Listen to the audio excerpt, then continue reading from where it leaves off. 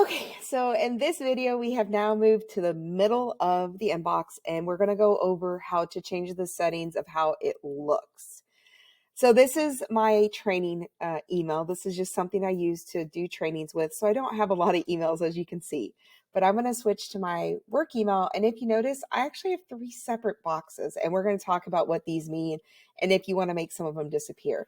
So primary is going to be all your main emails. So as you can see, that's how people can correspond with me. Social is going to be stuff that is Twitter or Facebook or Instagram, TikTok, anything that you're using with your .net account. I highly doubt most of you guys, many of you are going to have anything in social, but that's what social is.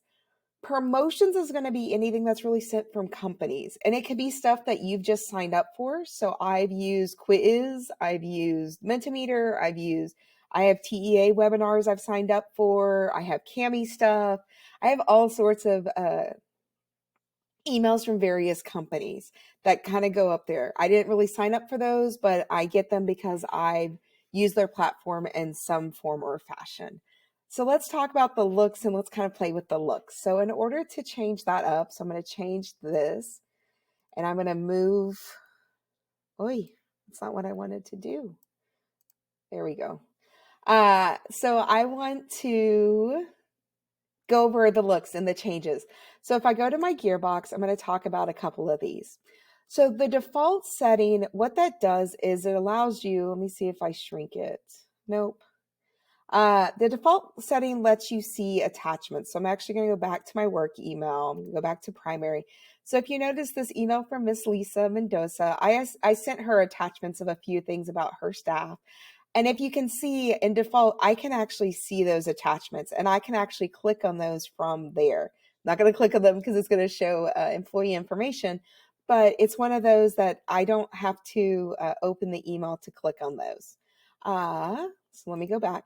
Comfortable just makes it to where it turns it more into paper clips instead of showing the attachment. And compact, I'll go ahead and do it on this side because it's easier to show. Compact really makes them small. Comfortable, again, takes the attachments away and turns them into paper clips, and default does it to where you can see the attachment. Completely up to you. This is your preference, but that's what that is. Theme, if I hit view all, I can actually change my backgrounds. And if I click on this, I can see a preview. So if you're someone that likes to look at the lake, if you're someone that rather look at jellyfish, and if you're someone that likes dark mode, because that question has come up, if you click the black, you can make the black and then the white font. So if you want any of these themes, all you have to do is click on them. So which one I'll make this the lake one. And if I hit save, it's going to save it. And the nice thing is it will, whenever I get on a device with this email, it's going to keep that theme across. Inbox type, this one is kind of neat. You can actually choose what goes at the top. So this is where I said you can change your lovely boxes at the tippy top. So where it says default, that's going to give you your 3 different boxes, the main, the primary, the social, and the promotion. If I hit customize, I can actually pick and choose which ones I want. So if I don't want social, I can uncheck that. If I don't want promotions, I can uncheck that. If I just want one inbox with everything there, then I can just do that. It's up to you. It's completely up to you how you want your boxes. The more boxes, as you can see, that I have across, the more they're going to appear. So I'm going to actually turn these back off. Important first, this one I would not recommend only because, as I mentioned in my primary work email, I have over 700 or 600 emails and close to 500 of them have been marked important. So if I have all those at the top, I'm going to probably miss emails. If you don't have that many, you could possibly put important first, but it's just something I wouldn't recommend. If you put unread first, so I'm going to do that over here again to play with this because it's a little bit easier. Unread first is going to pull all of your email that you have not read to the top, and it's going to combine those different inboxes into just one box. So it says I have 14 unread emails, and as you notice, they're mainly from companies. So unread is going to put those at the top, and then the rest of your emails are going to appear at the bottom. If I do starred first, again, it's going to put all my starred emails at the tippy top. So some of these are ones that... there we go.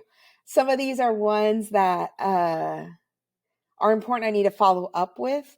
Some of them are ones, it just depends. But start, I have, it looks like 40 of them in this inbox. And then the rest of my emails are at the bottom. Priority, these two are a little bit higher level. So I'm not going to go into those in this training. So let me change this back to default. And let's go from there. So I'm going to go back to my training email. Okay, reading pane. This is completely up to you. Again, all these decisions are. No split is just the horizontal lines. Right of inbox. It's going to tell me to reload. Right of inbox is going to do this where it splits to where if I click on this email, it's now going to show me on this side. So if I put my mouse in between those two areas and drag it over to the left, I can actually make that smaller. So again, I can read it. This is completely up to you. The last option you have is below inbox, where it actually puts it below it. Not sure why you would do. Some people like this. Some people like to read straight down. It's completely up to you guys. I'm someone that prefers the no split or right of inbox only because I've kind of always used Gmail. But yeah, but the only downside to no split is if I do click on this, it does open it up separately, so I can't see the rest of my inbox, and I do have to hit the back arrow to go back. The last option on this is conversation view. So conversation view is kind of interesting. What happens is, as if I were to be emailing Patricia Garcia, our lovely science instructional coach, back and forth, and it's over the exact same topic, and we're just replying, it's going to put that all in one email. Okay, it's going to make it one thread with conversation view on. If I uncheck this, what it's going to do is take every reply and pull those separate from each other. And now it's going to make it look like I might have 5 or 6 emails, even though it's over that same topic. Some people like to have conversation view off, especially if they do a lot of group emails, because they don't want to miss someone's potential email. It's up to you. I know it turned my inbox from like 600 emails to 900 emails. So it's up to you guys, but that's what conversation view is. That is the middle, and that is how you can make your email look. There's only one more video in this series where I go over a little bit more in depth over some of the settings. I hope you guys are having a great day. Bye.